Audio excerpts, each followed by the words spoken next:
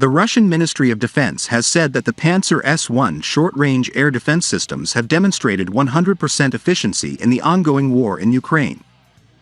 According to the Russian Ministry of Defense, the Pantsir system has been able to detect and destroy multiple targets of various types, including household drones that are as small as 30 × 30 centimeters.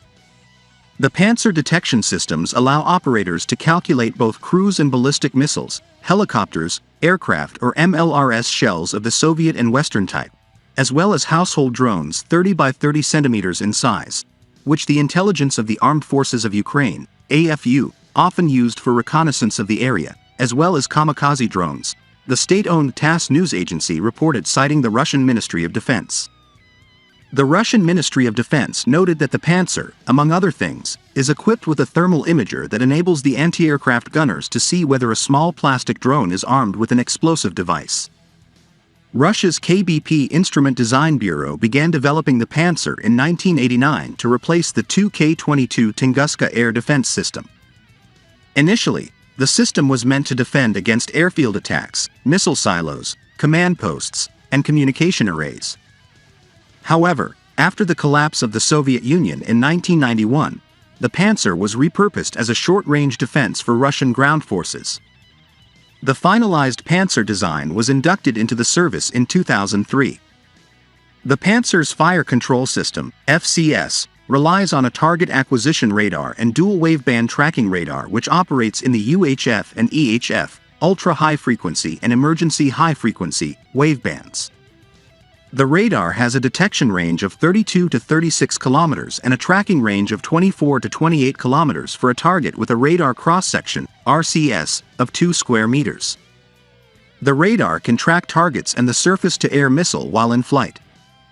In addition to the radar, the FCS also uses an electro-optic channel with a long-wave thermal imager and infrared direction finder, including digital signal processing and automatic target tracking.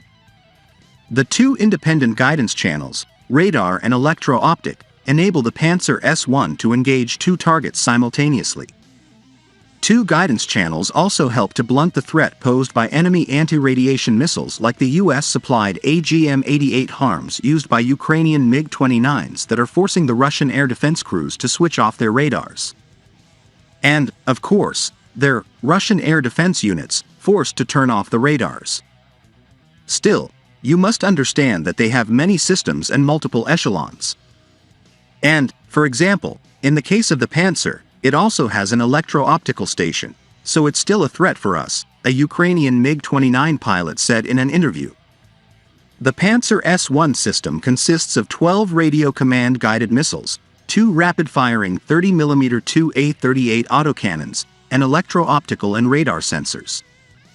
It is based on the supersonic 57E6 interceptor missiles that can engage targets at a range of 200 meters to 20 kilometers and reach high maximum altitudes of 33,000 to 49,000 feet, while the cannons add an extra final line of defense. Russian sources claim that the missile can hit air targets flying at speeds up to 1,000 meters per second.